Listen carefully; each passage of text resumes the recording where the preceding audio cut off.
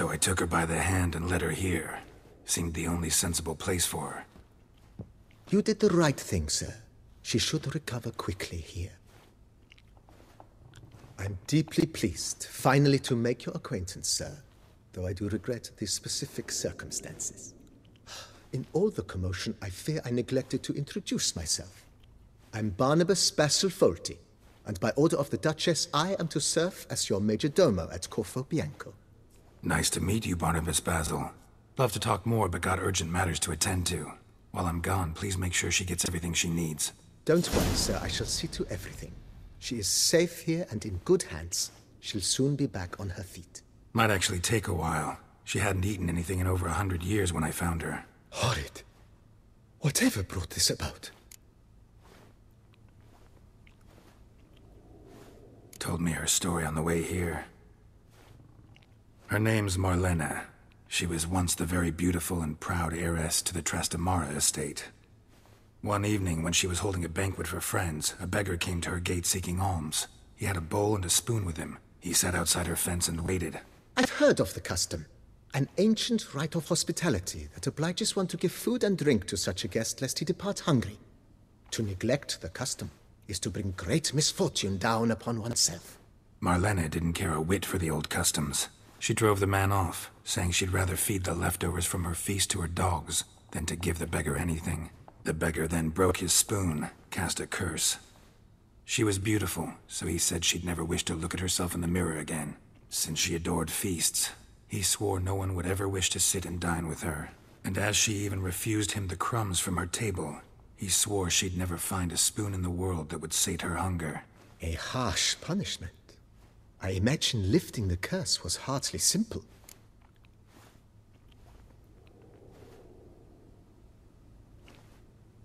Curses are tricky.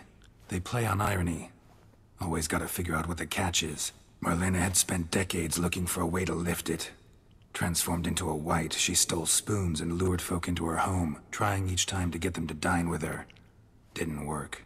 So what did? Someone had to sit down and share a meal with her, of their own free will. They had to eat without using spoons, and make her look at her reflection. That's it? That was all it required? Simplest solutions are sometimes the last that come to mind. Besides, when you're a wight, it's pretty damn hard to find willing human company for a feast. I imagine so. But, most importantly, it is now over. Please, don't worry. She will be in good hands here. Vineyard comes across as a place with a rich history. Know who owned it before me? Baron Rossel, who went bankrupt, forcing him to sell the estate to the Duchess. The Baron, in turn, had purchased it from Monsieur Bolius of the Headsman, a truly colorful man of Kedweni origin. He was actually a headsman? No, not him, but his great-great-great-great-grandfather. Indeed. Apparently, he was a common cutpurse who somehow secured for himself the post of ducal headsman in Beauclair. Went about his work with an exceptional penchant. They say he chopped off more heads than there are grapevines in the ducal vineyards. He never hesitated, not once. Never sliced unevenly, never botched a job. For his exemplary service, the Duke granted him a title and this estate. Monsieur Bolius, on the other hand, was an engineer in his younger years. Once retired, he settled here and took to producing wine. Sadly, misfortune struck and he lost his sense first of smell, then of taste. Additionally, he could not drink alcohol. His medic forbade it. Shame that. He gave up making wine? Not at all. He made even more of it. Began throwing wild balls to which he'd invite friends from far and wide in order to treat them to his wine and delight in the fact that at least someone could enjoy it. It's the sort of man he was, Monsieur Bolius. Mind giving me a little tour de Corvo Bianco? Not in the least. Follow me, please. I think it would be practical to begin on the hill.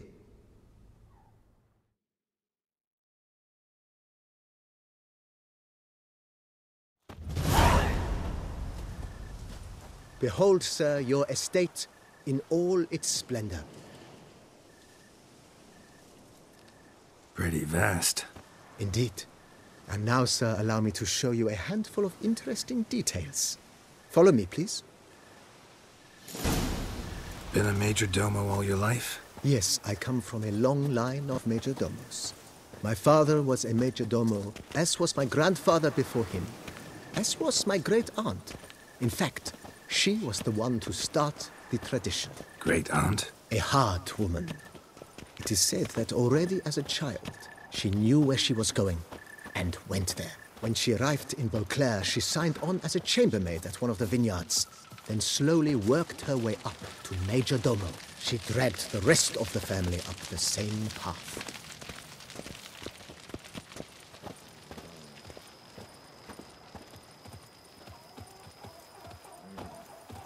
The servants' quarters.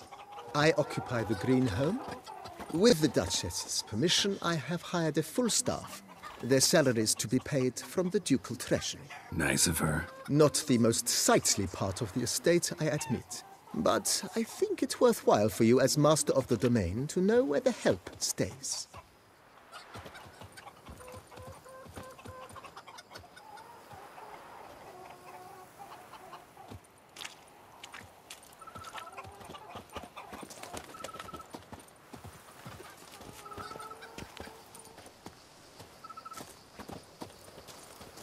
Baron Rossel ordered the vines in this part of the estate uprooted and olive groves planted in their place.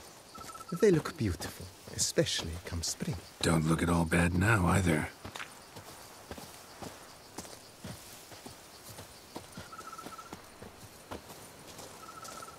Down below lies your vineyard, where we grow a strain of Carfanere, one of the world's oldest. Aged in oak barrels, it provides for an exquisite wine with distinct blackberry, wild cherry, plum, and cinnamon notes. Marvelous. Have to try it one of these days.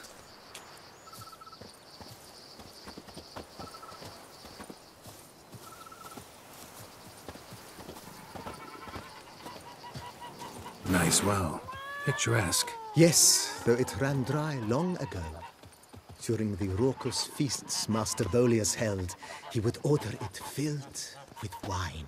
There's a tale about a guest attending a Bolius ball for the first time and thus unaware of the custom. He had suffered great heartbreak and had decided to end his life by jumping into the well. The festivities were coming to a close, and the well was nearly empty when the suicidal guest finally jumped. Instead of killing himself, he merely broke his legs. To numb the pain, he drank the wine. Drank himself to death? Not at all. When found the next day, he had concluded he'd witnessed twin miracles. The water had been changed into wine, and he had survived. He retired to a monastery in the Dragon Mountains and began preaching the wisdoms of Lebioda.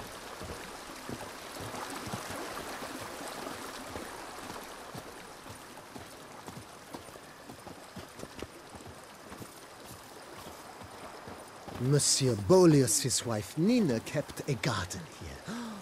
A supremely lovely place it was. Bit neglected now. I agree. Yet nothing stands in the way of restoring it to its former glory, and once again planting it with herbs and other vegetation.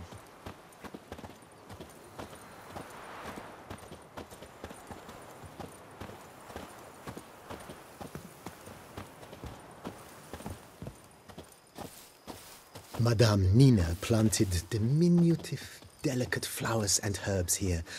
One might say their aroma still hangs in the air. You're quite the romantic, Barnabas Basil.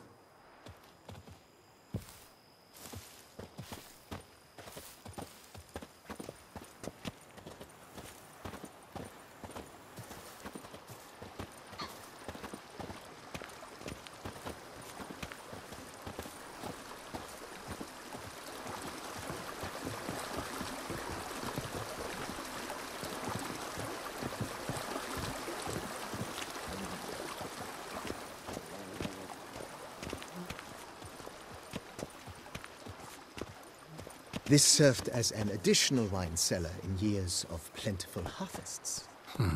Been Bit of work and it'll make a fine stable for Roach.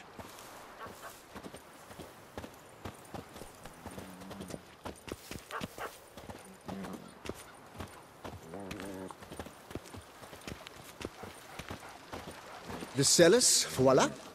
During Monsieur Bolis's time, wine was kept here, but Baron Rossel used it to store olive oil as well. I took the liberty of cleaning up the mess, which I made while fighting the Bruxa. Thanks, Barnabas Basil. Appreciate it.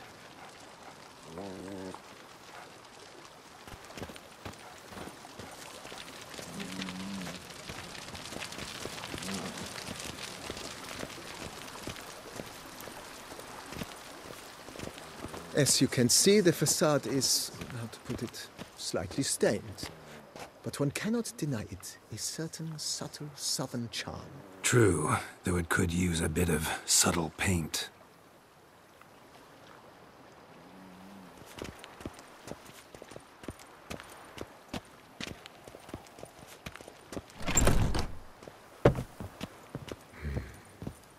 And welcome inside. On the left is the master bedroom. On the right, the dining hall and kitchen. Upstairs, you shall find the guest room, currently used for storage. Not a bad idea. At the moment, the house is only minimally furnished. Yet I believe we will, together, devise some innovative arrangements. A few paintings, for instance, would breathe new life into the abode immediately. With that, sir, you've seen the full lay of the land. Corfo Bianco is a beautiful estate. Though one must admit, time has taken its toll.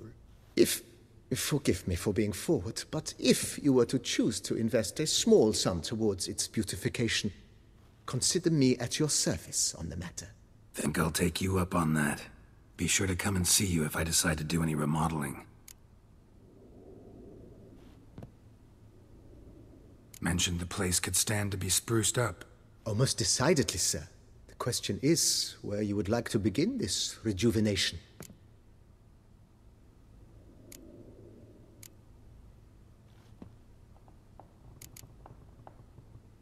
Been thinking about the outer walls. Maybe a fresh coat of paint or some patching. If I might dare to make a suggestion, why not start with a general renovation? I once oversaw such work at Admiral Rompelli's summer residence. The effects were simply breathtaking. Not only did the residence positively sparkle afterwards, but we also made room to display the Admiral's armor and weapons, of which he was a passionate collector.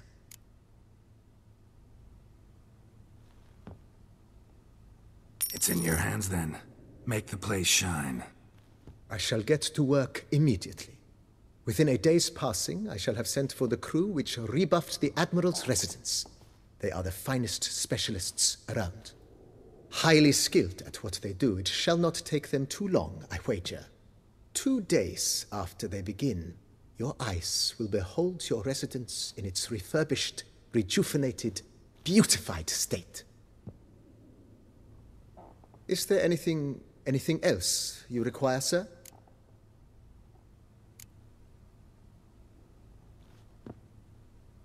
Got these spacious grounds. But maybe it's time to make them more, useful. Oh, yes. We certainly should.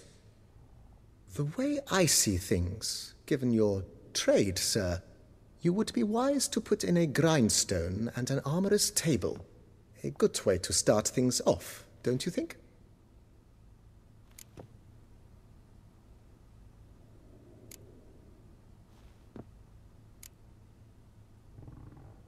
My armor needs work from time to time. You know, oil this, reinforce that. Could use a decent work table where I could do all that. Admiral Rompelli once hired a specialist who made the finest armorer's tables this side of the Yeruga.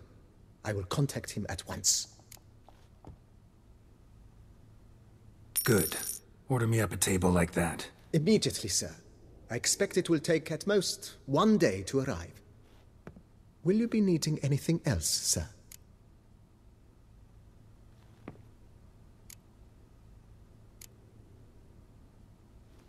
Let's put a pin in this for now. Remembered I have some urgent business to tend to. Not the slightest problem, sir. I am here to serve whenever you desire.